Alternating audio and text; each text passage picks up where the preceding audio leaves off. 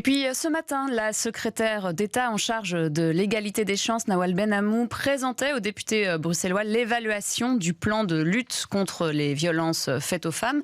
Il faut rappeler que le gouvernement bruxellois s'était engagé sur l'élaboration d'un plan pour la législature. Alors ce plan, il avait été adopté en juillet 2020. Il comptait donc 56 actions. Une évaluation intermédiaire devait être faite. Et pour en parler, eh bien, nous avons avec nous en ligne Nawal Ben Amou. Bonjour. Bonjour. Bonjour. Alors tout d'abord, cette évaluation, pourquoi est-ce que c'était si important de la faire et par qui elle a été réalisée ?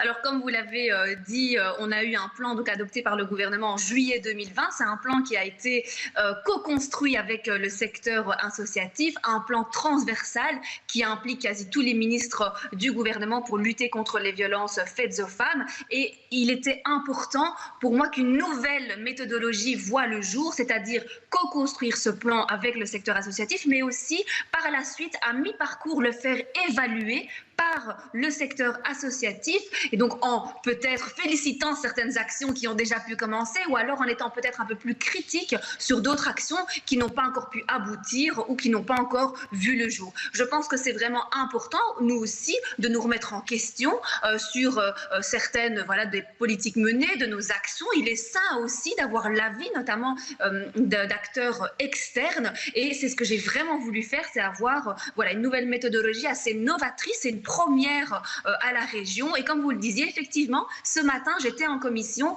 pour notamment faire part des remarques me concernant aux députés de la majorité et de l'opposition. Et je dois dire que les échanges étaient assez positifs et constructifs. Tout le monde saluait notamment le fait que ce soit un plan qui soit transversal et que ce ne soit plus uniquement de la compétence de la secrétaire d'État et qui doit travailler, elle, dans ses petits, dans son seul domaine, mais le fait d'avoir quand même pu impliquer les autres membres du gouvernement. Et aujourd'hui, on peut dire qu'en 2022, en tout cas, on peut porter un autre regard sur les dossiers portés par mes collègues. Alors vous l'avez dit, effectivement, c'est un plan qui concerne l'entièreté du gouvernement bruxellois. Ça veut dire aussi que chaque ministre va venir présenter les recommandations qui sont faites dans ce plan d'évaluation à mi-parcours. Vous concernant, évidemment, il y a une grande partie de ce dossier qui est liée notamment à la lutte à la lutte des violences contre les femmes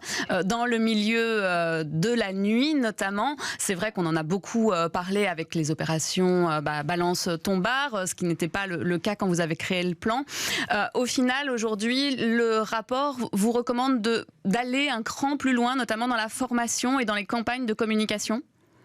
Tout à fait. Et c'est justement ça, en fait, de la manière dont j'aime travailler, c'est que ce n'est pas figé. Les actions dans ce plan ne sont pas figées à un moment donné. On a été confronté à cette problématique liée à Balance ton bar, donc il a fallu réagir. Et donc c'était des actions qui n'étaient pas prévues dans le plan à son adoption. Et donc il a fallu travailler avec le secteur associatif pour mettre en place différentes actions.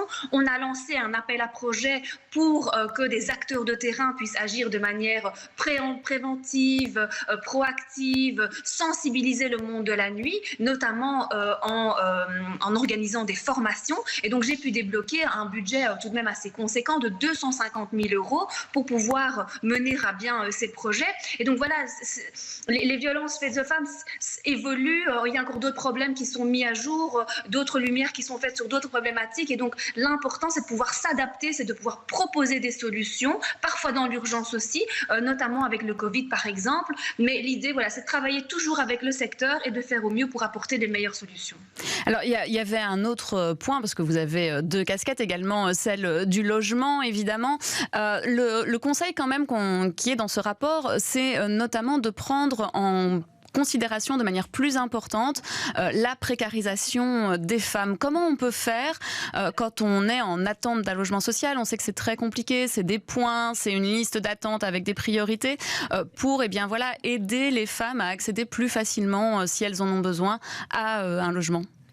Alors évidemment, c'est tout le volet que je mène dans ma politique de logement, c'est-à-dire accélérer la construction de logements sociaux. Et donc on a développé plusieurs stratégies d'acquisition avec mon administration, donc des partenariats publics-privés, achat de logements clés sur porte pour pouvoir augmenter massivement le parc public de logements sociaux, mais aussi travailler notamment sur ce qu'on appelle l'article 36, donc pouvoir par dérogation octroyer un logement social à une victime qui est passée par une maison d'accueil pour pouvoir bénéficier d'un logement social. Travailler aussi par exemple sur une allocation loyer, c'est ce que nous avons fait maintenant en ayant comme public cible les familles monoparentales aussi.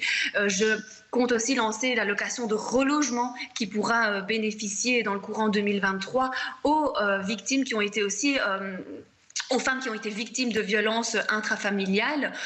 Donc voilà, on a plusieurs solutions qui sont proposées, notamment en matière de logement, mais évidemment que ce n'est pas suffisant. Nous continuons à travailler au mieux. Il y a aussi la question, évidemment, vous l'avez dit, des femmes victimes de violences conjugales. Il y a des centres qui ont été créés en collaboration avec le cabinet Marron. Vous allez encore aller dans ce sens-là ? Je me suis battue pour obtenir 5 millions d'euros et donc nous avons bien déjà pu acheter 2 refuges. Donc je finance la brique et mon collègue Alain Marron lui finance l'accompagnement social. Et donc c'est près de 40 places qui seront aussi ouvertes dans notre région. C'était aussi important d'ouvrir ces places-là parce qu'il y avait un manque cruel de places à destination des femmes victimes de violences intrafamiliales. Et on peut dire aujourd'hui que c'est chose faite. Est-ce que vous pensez que cette évaluation, du coup, ça vous permet aussi de recadrer bien certaines pistes et que du coup vos 56 points seront effectués en 2024 ? Évidemment, on a déjà tout de même près de 75% des actions qui sont réalisées. Et donc l'idée aujourd'hui, c'est de les ajuster, de voir comment est-ce qu'on peut modifier certaines de ces actions, tout en s'adaptant aussi aujourd'hui à l'évolution de la société, en incluant certaines problématiques qui n'étaient pas existantes en 2020, par exemple. Merci beaucoup Nawal Benamou. Je rappelle que vous êtes secrétaire d'État à l'égalité des chances et également au logement. Merci. Merci.